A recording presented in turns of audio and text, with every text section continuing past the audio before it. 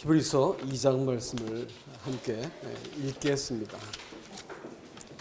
2장 8절부터 15절까지 말씀을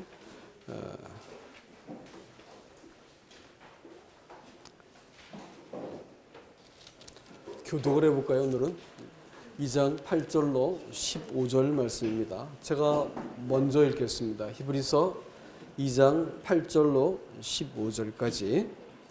만물을 그 발 아래 복종케 하였으니 만물로 저에게 복종케 하셨은즉 복종치 않은 것이 하나도 없었으나 지금 우리가 만물이 아직 저에게 복종한 것을 보지 못하고 오직 우리가 천사들보다 잠깐 동안 못하게 하심을 입은 자 곧 죽음의 고난 받으심을 인하여 영광과 존귀로 관쓰신 예수를 보니 이를 행하심은 하나님의 은혜로 말미암아 모든 사람을 위하여 죽음을 맛보려 하심이라.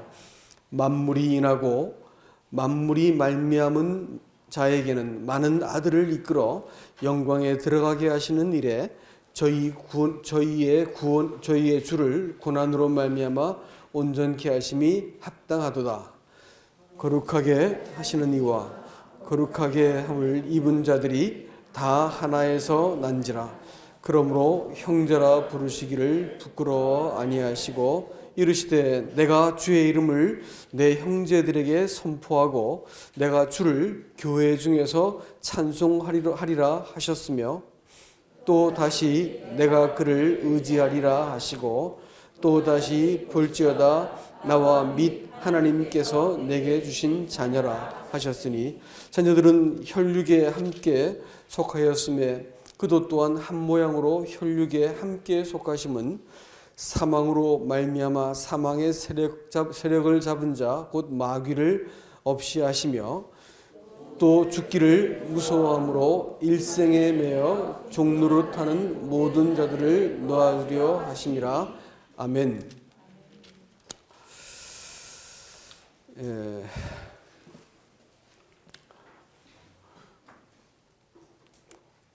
말씀을 이렇게 읽으면서 사실은 시편 111편 말씀을 이렇게 보다가 지난주에 수요일 날 110편 말씀은 교제했는데 111편 말씀이 사실은 마음에 많이 남아 있었습니다. 근데 그 말씀을 읽다가 오늘 아침 또 이렇게 히브리서 2장을 읽는데 같은 말씀이 반복되는 걸 보고 이거 교제해야 되겠구나라는 생각이 들었어요. 그래서 함께 나누고자 합니다.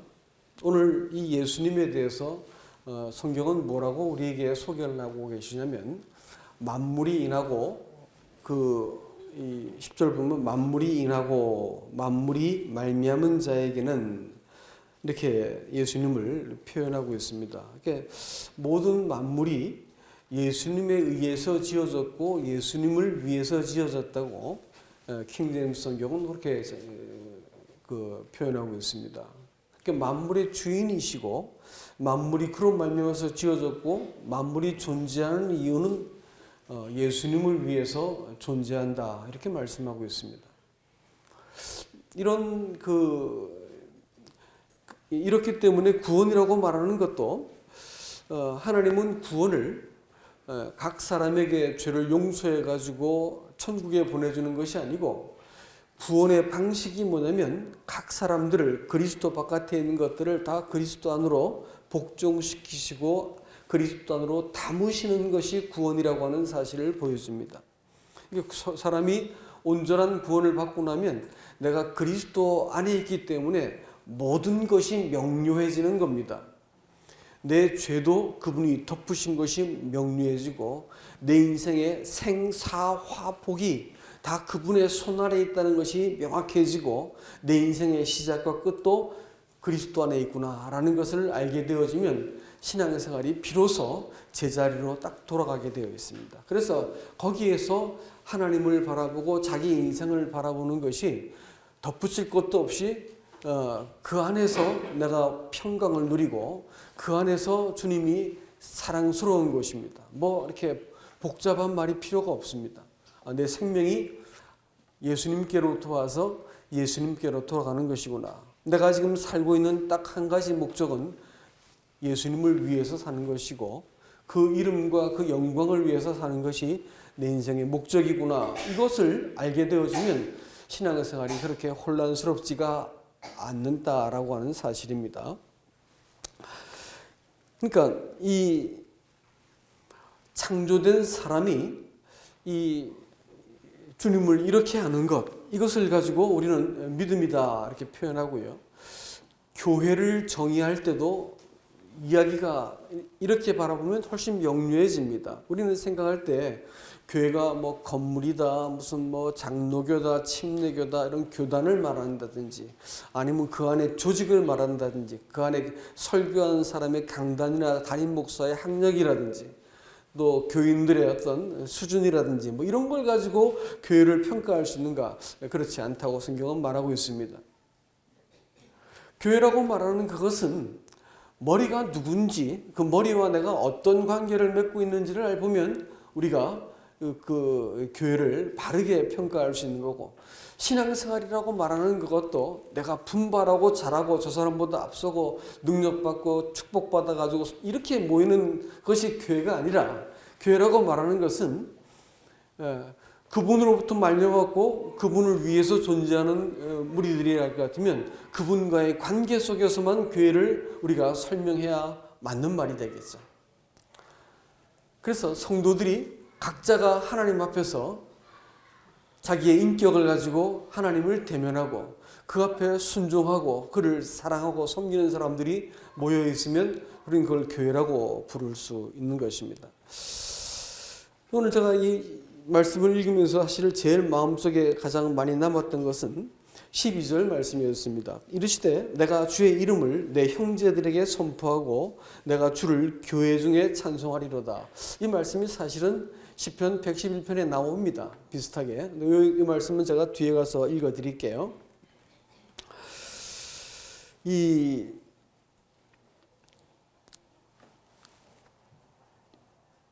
말씀을 이렇게 이해하기 위해서 그 앞에 지금 기록되어진 것이 방금 말씀드린 것처럼 예수님이 어떤 분이신가라는 것을 우리가 보여줬고, 예수님이 오셔서 무엇을 하셨는가를 우리에게 그 앞에서 이야기를 하고 있죠. 그것은 뭐냐면 만물이 나고 만물이 말미암은 자들에게는 많은 아들을 이끌어 영광에 들어가시는 일에 저희의 주를 고난으로 말미암아 온전케 하심이 마땅하다. 이렇게 지금 이야기하고 있습니다.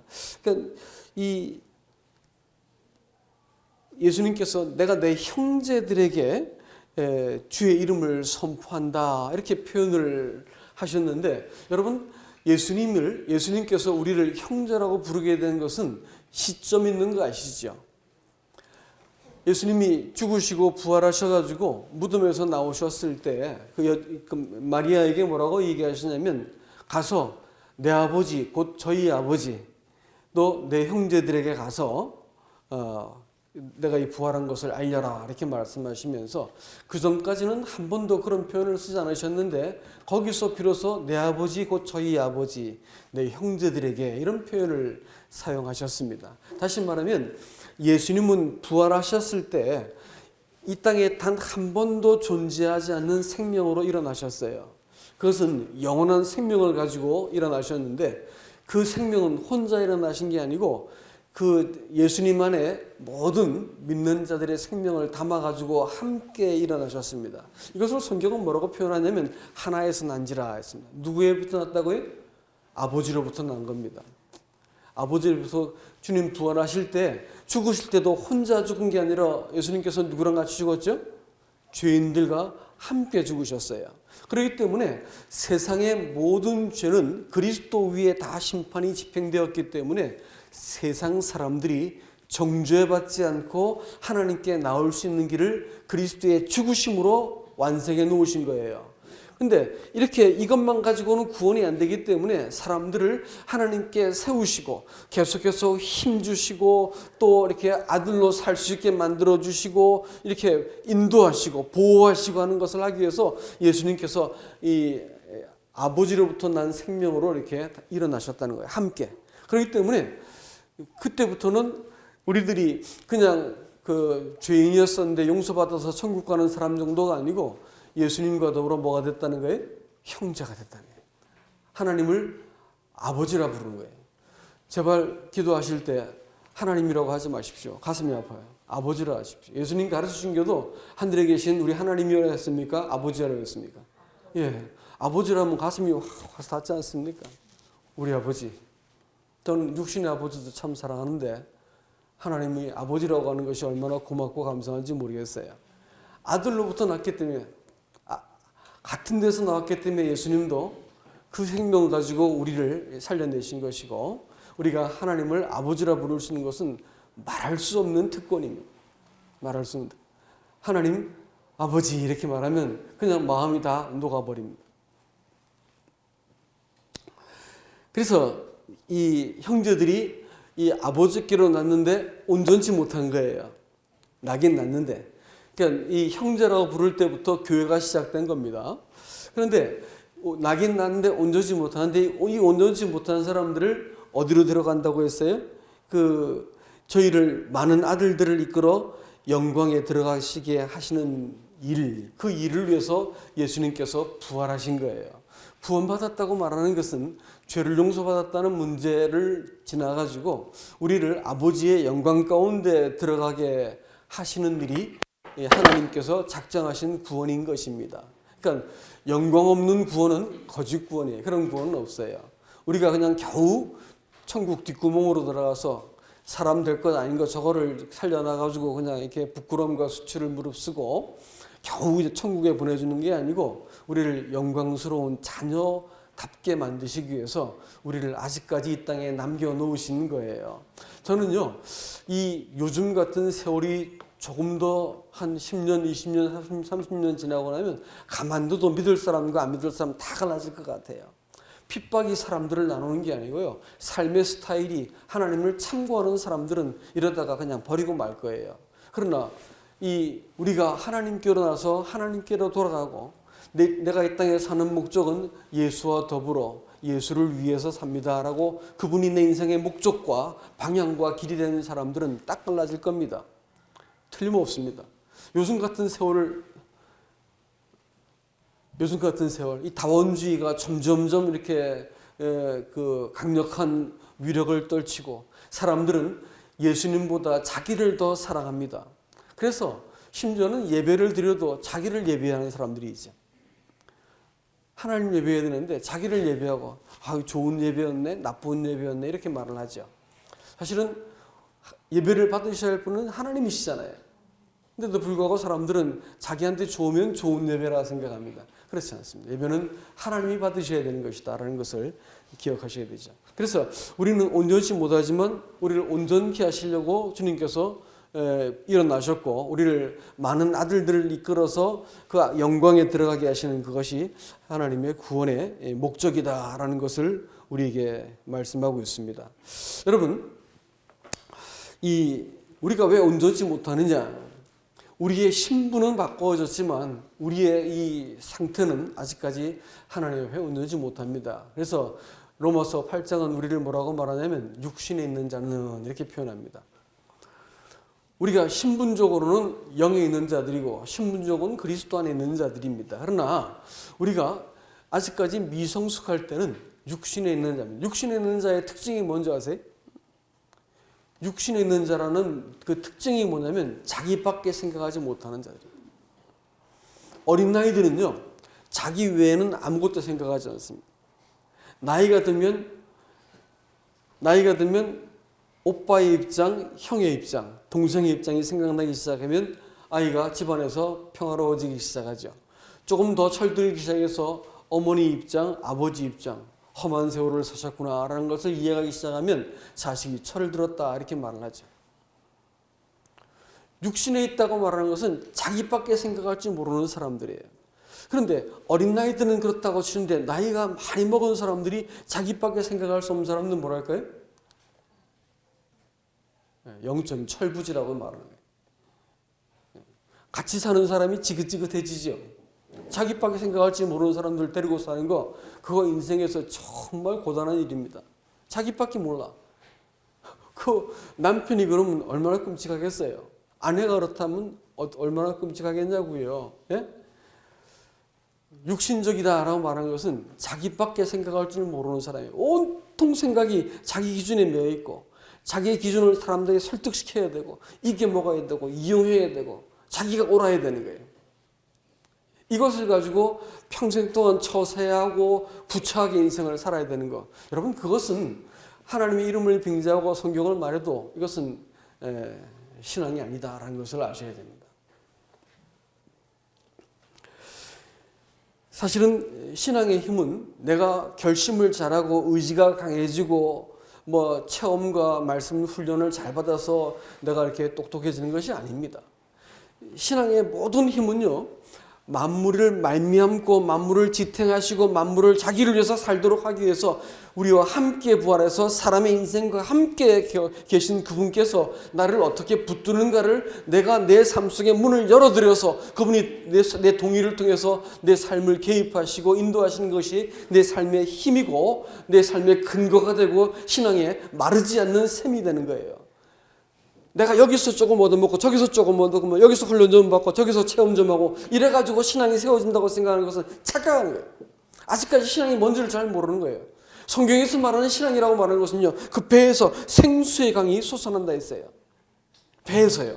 마르지 않는 셈이라고요. 와디가 아닙니다. 와디라고 하는 것은 이 속이는 시내라고 성경에 나와 있는데 그것은 와디란 말인데 그것은 우기가 되었을 때 비가 확 쏟아지면 잠깐 동안 시내가 만들어져. 저기에 뭐 물이 있겠지가 봤더니 물이 없는 거예요. 그것은 비가 와야만 생기는 것을 가지고 와디라 그러고 속이는 시내 같단 말이에요. 그러나 우리 주님께서 우리에게 주신 생명은 속이는 시내가 아니라 뭐라고요? 자기 속에서 솟아나는 샘물과 같아요. 강같이 이렇게 솟아나는 샘물이다 이렇게 말했습니다. 이게 뭐예요 이게? 여러분 우리 주님께서는 사람 안에서 나를 위해 나와 함께 죽으시고 함께 일어나셔서 내 인생을 지금 내 곁에서 동행하시는 분이라고요. 내가 언제든지 그분께 무장을 해제하고 무릎을 꿇고 그분을 향하면 그분은 언제든지 나를 대면해 주시는 분이다라는 겁니다. 여러분 이렇게 경험되어지는 하나님이 내 곁에 있을 때 우리는 마르지 않는 셈을 가진 사람이다 이렇게 말하고요. 안 그러면 계속해서 무엇인가 자기를 결심해야 되고 뭘 더 해야 되고 이래가지고 자기의 신앙을 이렇게 고양시켜야만 신앙생활을 잘한다고 착각하게 돼 있어요. 착각하는 겁니다, 여러분. 평생 그러다 죽어요. 신앙은 그게 아니고요.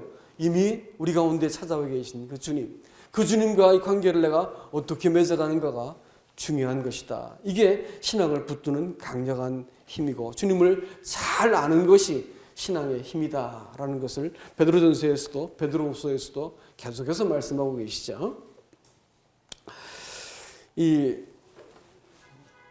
이것을 위해서 주님께서 우리와 함께 일어나셨고 죽으시고 일어나셨죠. 그래서 우리를 주님과 한 영이 되게 하셨다 이렇게 표현을 하세요. 그래서 이 삶이라고 말하는 것, 신앙생활이라고 말하는 것은 한마디로 정의를 하면 이렇습니다. 결국은 네가 네 평생 다 살았는데 뭘 남겼니? 라는 거예요. 호랑이는 가죽을 남기고 사람은 이름을 남긴다 했는데 그리스도인들은 뭘 남길까요? 그리스도를 남기는 거예요. 그리스도. 예? 기도를 하는 그것도요. 우리 인생의 채널을 주님께 조정하는 겁니다. 기도는 이렇게 막 중원본에서 몇 시간씩 기도를 막 방언으로 막 열심히 하고 나서 아우 깨우네 하고 나오는 게 아니고 기도는 내 인생의 채널을 생각의 채널 내 마음의 채널을 주님께 딱 맞추는 거예요. 그리고 하루를 시작하면 하루를 정신없이 살지 않습니다. 채널 맞추기야. 잠들 때도 하나님께 채널을 맞추고 나면 내가 이렇게 인생을 살면서 얼마나 복잡다단한 문제를 만나는 거예요. 그렇지 않습니까? 그럴 때 채널이 맞춰진 사람은 생각을 거기서 출발하는 거예요. 하나님으로부터 생각을 출발하기 때문에 정신이 정돈이처럼 문제를 만날 수가 있는 겁니다.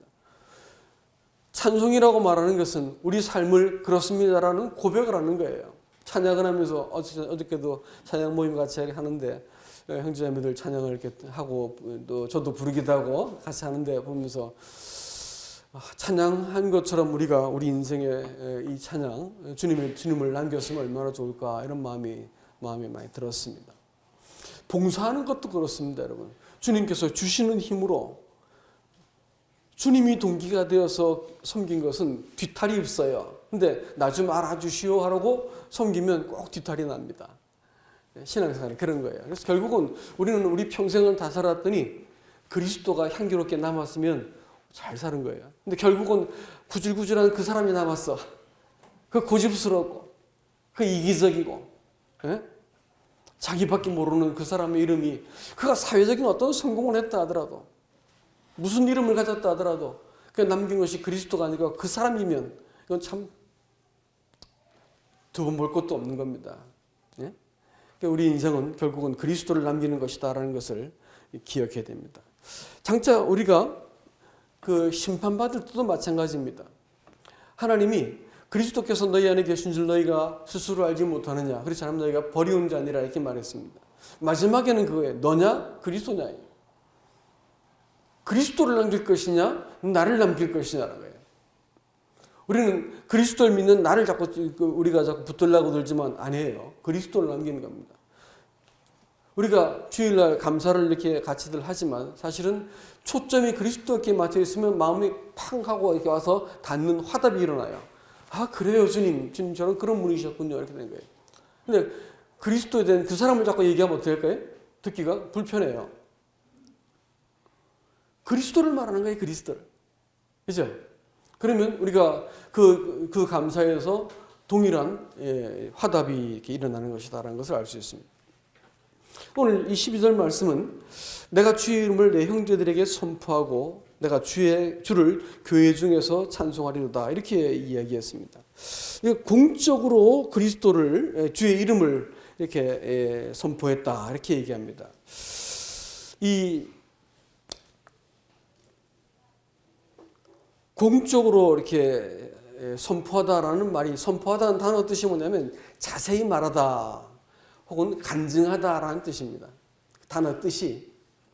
그러니까 교회는 뭐냐? 교회는 십자가 걸어놓은 건물도 아니고 모이는 사실 구성원 단어 자체는 교회라고 말할 수 있겠지만 회니까 그러나 실체가 뭐냐 이게. 뭐 어떤 사람도 이따가 나가기도 하고 뭐 이러는데 그럼 교회 실체가 뭐냐 이렇게 물을 것 같으면 그 본질적인 것이 뭐가 되겠는가. 교회는 그리스도의 몸이잖아요. 그렇죠? 그러면 각자 구성원이 누구를 반영해야 되겠습니까? 그리스도를 반영해야 되는 거예요. 각자의 그리스도인들이 머리 대신 그리스도에게 지시를 받아가지고 삶을 살아내는 것이고 교회에서 봉사를 하는 것이고 은사를 따라 섬기는 것이고 이렇게 되는 거잖아요. 그렇죠? 그러니까 이것은 선포하는 일이 필요한 겁니다. 공적으로 고백을 하는 거예요. 수요일 날 성도들이 모여서 간증을 하는데 저는 마음속에 막 든 생각이 이거 좀 세상에 좀 보여줬으면 좋겠다. 예?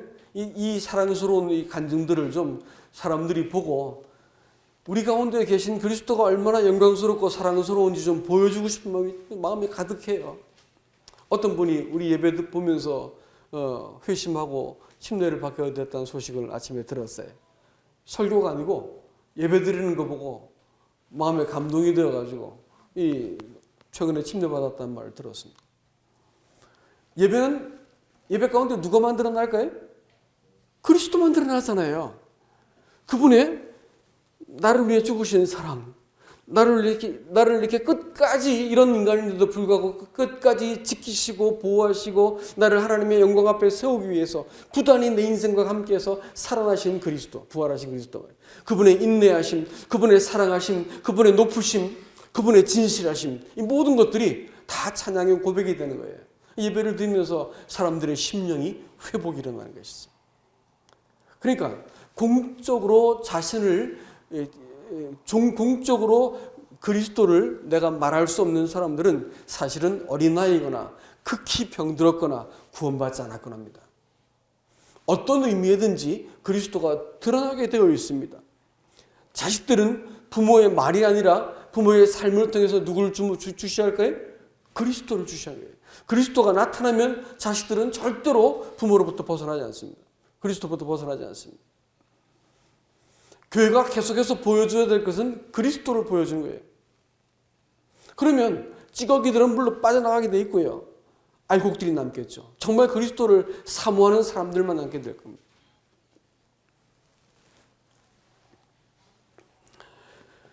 이 13절에 보면 또다시 내가 그를 의지하리라 하시고 볼지어다 나와 및 하나님께서 내게 주신 자녀라 이렇게 또 말씀을 했습니다. 여기서 또 다시 내가 그를 의지하리라 이렇게 표현을 하고 계신데 이 의지한다고 하는 말 그것도 사실은 이 비슷한 같은 그 의미로 사용되는 것입니다. 이 신앙생활이라고 말하는 그것은 내가 얼마나 큰 결심을 하고 헌신을 했는가에 따라 달린 게 아니고 내가 그리스도를 얼마나 일관되게 의지하는가에 따라서 신앙생활의 질이 달라지는 겁니다. 그리스도를 얼만큼 또다시 의지할 수 있는가 이것이 신앙생활이라고 말하는 거예요. 주님께서 그렇게 하신 후에 우리가 이와 같은 고백을 하기를 바랬습니다. 말씀을 이렇게 보면서 우리 좀 한 절 또 바꿔보겠습니다. 빌레몬서로 가겠습니다. 그 한 장 전으로 돌아가면 빌레몬서가 있죠.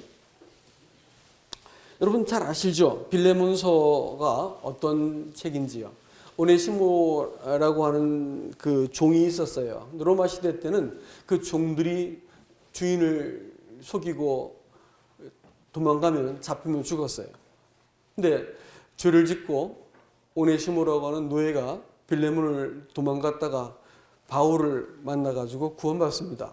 바울이 너무 싹싹하고 총명하고 정말 데리고 있기 참 좋은 그 형제라서 나이 먹은 노 바울이 자기의 수종자로 두고 싶을 만큼 좋은 친구였어요.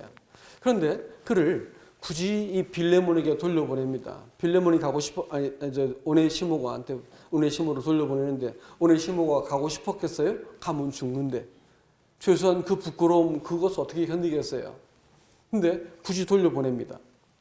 왜냐하면 그리스도인의 신앙이라고 말하는 것은 내가 잘 믿고 은혜 받았어요가 아니고요. 그리스도인의 신앙은 최소한 자기들보다 높은 데 계신 하나님의 의에 대해서 그 기준에 의해서 사는 사람들이에요. 예? 이거는 우리들의 본능 속에 깔려 있는 거 아세요? 어린아이들이 싸울 때 시장 통해서 싸움 막질할 때 사람들이 에이놈아 네가 틀렸지, 에이놈아 네가 맞았어 이렇게 싸우지 않습니다. 잘 들어보시면 싸울 때 최소한 서로가 공식적으로 공감하고 있는 옳다고 하는 기준이 있어요. 야 사람이면 그러면 안 되지 이래가지고 서로 최소한 사람다운 사람이라면 이만큼은 동의해야 되는 거 아니야 라는 것을 전제로 놓고 얘기를 합니다. 그랬을 때 거기에 대답이 궁해지면 지는 거죠.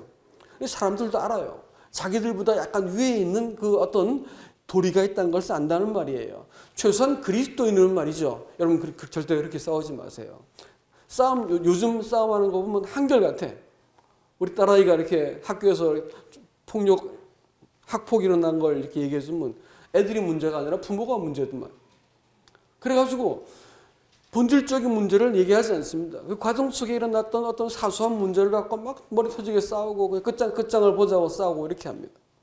그리스도인들은 그런 사람들이 아니에요. 일어나는 유치한 싸움을 일으킨 걸 볼 것 같으면 한결같아. 과정만 얘기하는 거예요. 궁극적으로 우리는 하나님의 영광을 위해서 사는 사람들입니다. 궁극적으로 하나님의 기준이 중요한 거예요. 그분의 뜻이 중요한 것 아닙니까? 그렇죠? 교회는 그것을 위해서 존재하고 있는데, 근데 성도들이 만일 어떤 부딪힘이 있었어요. 그러면 뭐가 중요할 거예요? 지가 맞아요? 상대방이 맞아요? 지가 99.9가 맞아도 틀린 거예요. 누가 맞아야 되는 거예요? 하나님이 맞아야죠. 그 일이 교회 가운데 하나님의 영광에 적합한지가 중요한 것이지 네가 옳고 내가 옳고가 뭐가 중요하단 말이에요. 애들끼리 싸우면 부모가 오면 어떻게 해요? 둘 다 혼내게 돼 있어요. 그렇죠? 그러니까 그리스도인들은 이와 같이 하나님의 영광이 또 하나님의 기준이 목적이 되지 않는 이 삶은 다 자기를 속이고 살고 지못에 겨워서 사는 거예요. 그건 자기를 속이는 신앙이다라는 것을 기억하셔야 됩니다.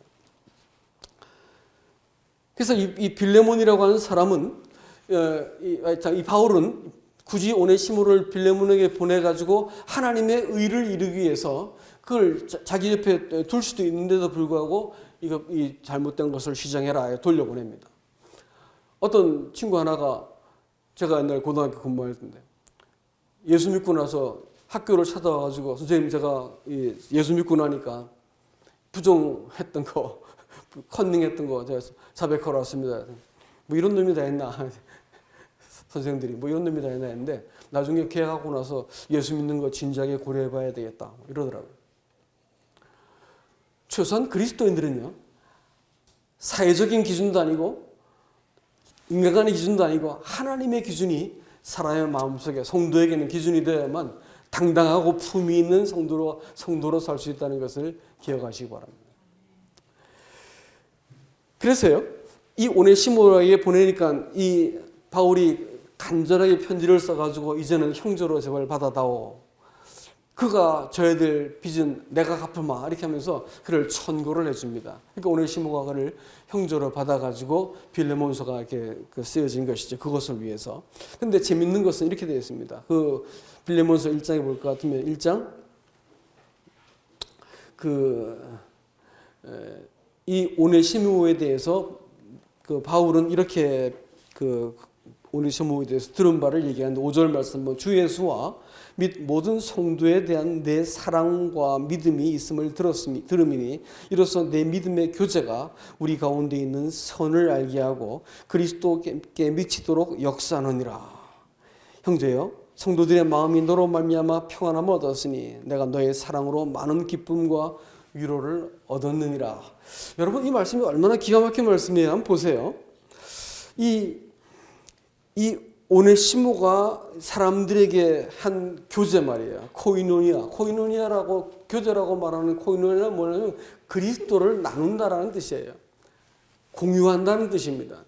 그러니까 간증을 하든 봉사를 하든 앞에 나와서 말씀을 교제하든 지 얘기하는 게 아니고 누굴 얘기해야 돼? 그리스도 나누는 거예요. 앞에 나온 사람이 쓸데없는 사람은 당장 끄집어 내리세요. 예? 제가 나이가 더 먹어가지고 쓸데없는 사람은 끄집어 내리셔야 됩니다.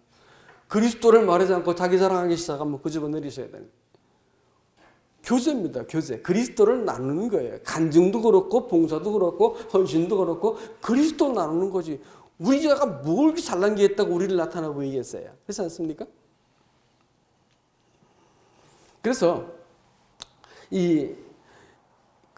내 믿음의 교제가 우리 가운데 있는 선을 알게 하며 선이라고 하는 것은 이 선이라고 하는 단어 자체가 토부입니다. 히브리 말로 하면 토부. 하나님이 만물을 지어놓은 원형 말이에요. 만물이 창조의 목적대로 딱 그 자리에 있을 때 하나님 보시기에 심히 좋았더라 말씀하신 그 선. 예? 그러니까 그 선은 주님 자신을 말하는 것이고 주님이 이 온전케 하신 세상을 하나님께서 보시고 보기 좋았더라. 교회를 볼 때 주님께서 보기 좋을까요? 예, 그리스도 때문에 보기 좋았더라 이렇게 말씀하세요.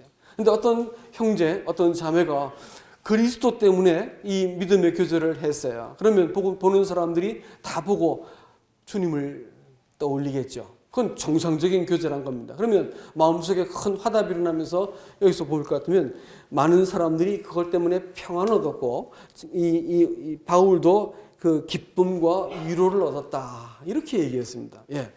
성경적인 주일날 이렇게 감사를 한다든지 또 수요일날 교제를 한다든지 소그룹에서 모임할 때 간증을 할 것 같으면 사람들이 하나님께로부터 온 이 믿음의 교제를 사용한 사람들은 그 교제를 들었을 때 마음속에서 뭐가 온다고요?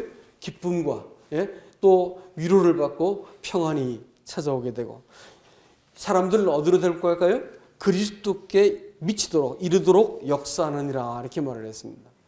예, 여러분 이거예요. 이것이 공적인 교제입니다.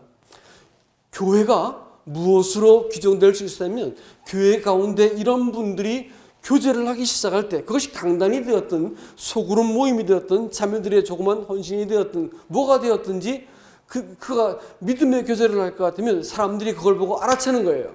아, 그리스도께 우리 마음을 끌고 가고 주님을 선을 보게 만들어주고 이것이 우리의 평강과 기쁨과 위로를 일으키는 거예요. 만약 오네시모가 이 죽일 놈 이래가지고 앞에서 설교 시켜내놓고 저놈 잡아라 해가지고 이 벌을 줬어요. 그럼 뭘까요? 그가 한 말하고 그 간증이 틀리잖아요. 그의 말과 삶이 다르잖아요. 그럼 그 사람은 그 교회의 인도자로 서야 될 자격이 없어지는 겁니다. 이것은 단지 개인의 경건 얘기를 하는 게 아니에요. 예? 이 교제라고 말하는 것은 그리스도를 공적으로 고백하는 것은 교회를 살게 만드신 거고 그런 교제가 있는 한 여기는 교회입니다. 그럼 이런 교제가 사라지면 어떻게 할까요? 어떤 사람이 와가지고 뭐 어떻고 하면서 이렇게 원어에게 하면서 이렇게 강단에서 힘주겠죠. 또 교회에서 유력한 사람들끼리 뭐 이렇게 뭉쳐가지고 이렇게 때를 지겠죠. 그건 교회라고 부르는 게 아닙니다. 이름은 교회지만 교회가 아닌 거예요. 교회는 바로 계급장은 다 떼고 그리스도를 말하는 사람들, 믿음의 교제를 사용하는 이 사람들, 그리스도를 공급해서 나눌 수 있는 사람들이 모여 있는 것이 교회인 겁니다. 연세가 드신 분은 연세가 드신 분대로요. 젊은 사람은 젊은 사람대로요. 오늘 고등학교 2학년짜리 감사를 들을 때 여러분들 저와 같이 가슴이 뛰셨습니까? 사랑스럽지 않았습니까? 고2짜리의 감사 속에서 주님이 뚜렷이 보였어요. 참 감사했습니다. 그런 거예요. 우리가 그리스도에 대한 이렇게 믿음의 교제를 하는 것, 이것을 주님께서 지금 우리에게 요구하고 계시다. 이렇게 말씀드릴 수 있습니다. 그리고 이 12절 말씀에서는 내가 주의 이름을 내 형제들에게 선포하고 내가 주를 교회 중에서 찬송하리라 이렇게 했어요. 예, 이 앞에 나와 있는 것은 선포한다는 것은 자세히 말하다, 간증하다라는 의미이고 뒤에 나온 것은 찬송하다죠. 예, 그렇습니다. 교회의 찬송은 그 교회를 교회답게 만듭니다. 찬송 부를 때 안 부르고 입 꽉 다물고 있는 사람 중에서 내 믿음 좋은 사람 한 사람도 못 봤어요. 정말이에요. 또 큰 소리로 부르는 사람 중에서 교회 인도자가 안 된 사람 한 사람도 못 봤습니다. 우리 교회에서 목소리 제일 큰 사람 누구예요? 찬송 부를 때 제일 시끄러운 사람이 있잖아요. 누구예요? 박만복 형제죠. 저도 알아요. 예. 저 사람 제가 정말 오랜 동안 보았는데 찬양 부를 때 힘을 다해 부르더라고요. 보기만 해도 사랑스럽어요. 저도 그랬어요. 저도 큰 소리로 불렀어요. 목소리 약해서 그렇지 힘을 다해서 불렀어요. 왜 찬양 안 하는 거예요 도대체? 응? 예배 즐기는 거예요? 내 기분 안 내키면 찬송 안 부르겠다는 거예요? 여러분 이런 유치한 것을 정말 제발 벗어나길 바랍니다. 힘을 다해서 불러야 돼요. 우리는 그렇게 하기 위해서 부르심을 받은 사람입니다. 또 어떤 한 분이 그리스도를 말했으면 어떻게 할까요? 우리가 뭐라고 화답해야 돼요? 뭐라고 화답해야 돼요? 왜 안 하는 거예요 도대체 근데? 다 같이 해봅시다. 아멘. 유밖에 안 나와? 아멘. 예, 그렇게 하세요. 그래야지 온 교회가 한 몸으로 일체로 하나님께 우리 자신을 드린 것이기 때문에 하나님께서 흠향하시는 거예요. 그런데 뭐 기분 내키면 아멘 해주고 기분 내키면 안 해주고 여러분 그러지 마세요. 교회가 하나님의 교회가 세워져가는 과정은 이 내가 대회 중에서 교회 앞에서 주를 찬송하는 것이다. 이걸 그리스도를 간증하는 선포한다는 말과 같은 선상에 놓고 말했잖아요. 그러니까 다음 주부터 예배 드릴 때 큰 소리로 아멘 하기입니다. 예, 약속하신 분도 거기 끄떡끄떡 해보세요. 예, 끄떡끄떡 했습니다. 예, 그렇게 하셔야 됩니다. 큰 소리로 찬양하시기 바랍니다. 시편 111편 1편에서는 정직한 자의 회와 공회 중에서 전심으로 여호와께 감사하리로다 이렇게 말을 했습니다. 그리고 주의 행하신 일이 크심으로 이를 즐거워하는 자들이 다 기린다, 연구한다 이렇게 나와 2절에서 되어 있습니다. 다 같이 한번 볼까요? 111편 이렇게 보면서 말씀을 정리하겠습니다. 시편 111편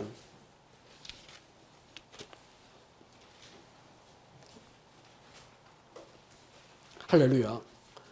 내가 정직한 자의 회와 공회 중에서 전심으로 여호와께 감사하리로다. 성경이 정직한 자라고 말하는 것은 하나님의 약속에 대해서 충실한 자를 의미할 때 쓰는 단어입니다. 구부러지지 않고 마음이 upright 된 사람이다. 위로 향하는 사람이다. 이렇게 말할 때 정직하다는 말을 씁니다.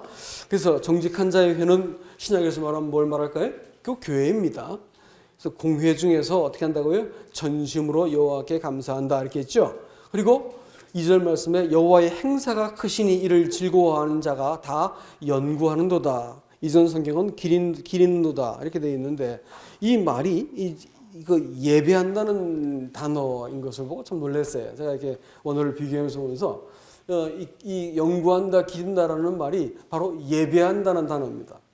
재밌지 않습니까? 그러니까 공회 중에서 내가 찬송을 부르고 공회 중에서 내가 아멘으로 화답을 하고 이렇게 공회 중에서 그리스도를 드러내는 사람들을 주님께서는 이 사람을 하나님을 사실은 요 뒤에 쭉 읽어보면 5절 말씀에 여호와께서 자기를 경외하는 자에게 양식을 주시며 언약을 영영히 기억하시리로다 이렇게 말했고 10절에서는 여호와를 경외함이 지혜의 근본이라 그 계명을 지키는 자는 다 좋은 지각이 있나니 지혜가 있다는 말이죠. 여호와를 찬송함이 영원히 있으리로다 이렇게 했습니다. 여러분 경외한다고 말하는 것은 구약 성경에서 하나님께서 자기 백성을 세상 사람들과 구별하는 방식입니다. 오늘날의 복음이라고 말하는 것, 죄사함은 영원한 속죄를 받아서 천당 갑니다. 이런 얘기는 지금 지천으로 ner려가지고 모르는 사람이 없을 정도입니다. 그런데 말이죠. 하나님을 경외하는 사람은 극히 드뭅니다. 구약시대 때 하나님께서 자기 백성을 구별해내는 것이 하나님 경외하는 사람들이었다고요. 그럼 신약이 바뀔까요? 신약은 나 바꿔봐야 되겠다 이러실까요? 아닙니다. 지금도 마찬가지입니다. 죄사함 받아가지고 그것을 무슨 자격증처럼 흔들어대고 나 구원받았으니까 일반적인 율법을 막 해가지고 사람들 겁주는 데는 헌금이 무지하게 많이 나와요. 근데 복음을 잘 말하는 사람들은 헌금이 안 나오는 특징이 있습니다. 헌신도 잘 안 해요. 왠지 아세요? 구원받아 놓았으니까 안 하겠다는 거죠.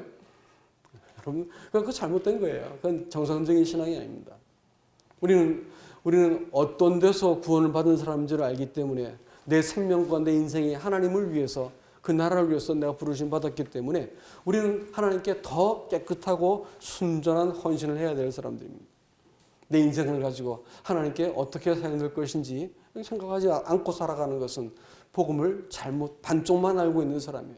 구원받아 놓은 곳으로 착각하는 것이죠? 아닙니다. 지금도 하나님께서는 자기를 경외하는 사람들 부활하셔서 우리의 삶 속에서 계속해서 그리스도를 내게 말씀하시고 나로 하여금 그리스도를 드러내게 하시기 위해서 나를 지금 붙들어 두고 계신 이 하나님 예수 그리스도를 여러분 꼭 이렇게 경험하실 수 있기를 바랍니다. 그리고 오늘 아까 읽었던 그 말씀 속에서 이 주를 이 구원하시는 이 만물이 인하고 만물이 말미암은 자를 고난으로 말미암아 온전케 하심이 합당하도다 이렇게 말씀하시는데 빌립보서에서 똑같은 말씀을 또 하고 있죠. 주님께서 하나님과 자신을 동등한 분께서 동등한 것으로 여기지 않고 종의 형태를 입고 오셔가지고 구속을 이루셨어. 그랬더니 하나님께서 그를 지극히 높여서 더 위에 아무도 없을 만큼 높여놨다 이게. 이걸 가지고 자꾸 우리에게 무엇인가 이렇게 이 구원자 하나님께서 오셔가지고 굳이 육신을 입고 오셔가지고 그와 같은 삶의 어떤 이 루틴을 보여주셨어요.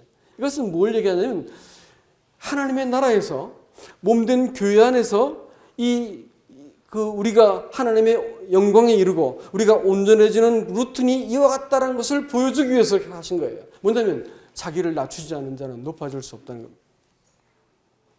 구진들하지 않고 교회에서 영광받는 거 다 속이는 겁니다. 교회를 어렵게 하시는 분들 같으면 보면 예전에 그런 것을 늘 보지만 말은 잘하는데 헌신하지 않는 이런 어떤 것들을 좀 많이 봤습니다. 그것은 조금 이상한 거죠. 네? 이상한 겁니다. 하나님의 나라의 루틴은 언제나 똑같습니다. 그 방법은 하나님 그 영광에 이르고 온전케 되기 위해서 지금 우리 주님께서는 부활하셔가지고 우리가 함께 계시고 교회를 지금 붙들고 계신데 이 예수님께서 영광을 받아가시는 그 과정 그대로 성도들도 알게 되어지면 비로소 그렇게 섬기는 것입니다.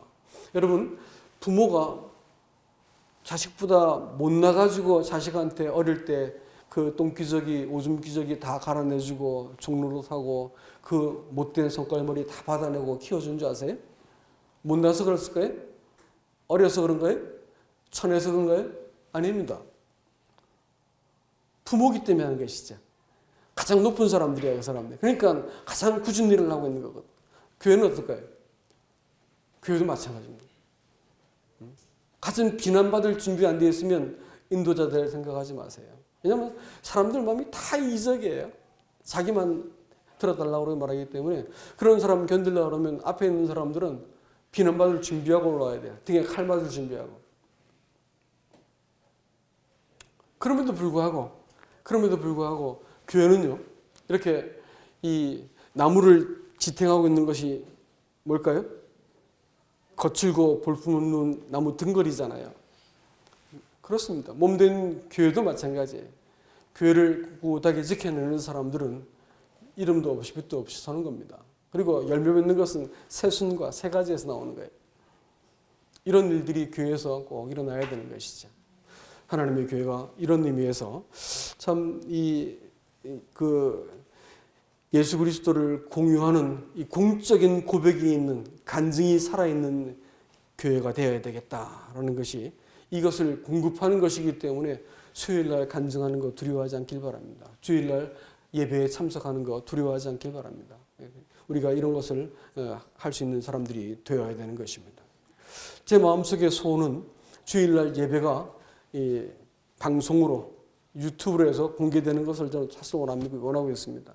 준비가 아직 안 돼서 못하고 있는 건데, 그래서 사람들 보시오, 이게 예배입니다 이렇게 말하고 싶은 거예요. 한 사람이 집내해가지고 깔끔하고 근사한 뭐 오케스트라 있고 뭐 합창단 있고, 오늘 앞에 나와서 특송 부르신 분들 틀린 거 다 들리잖아요. 우리가 들을 때. 그런데 감동이지 않았습니까?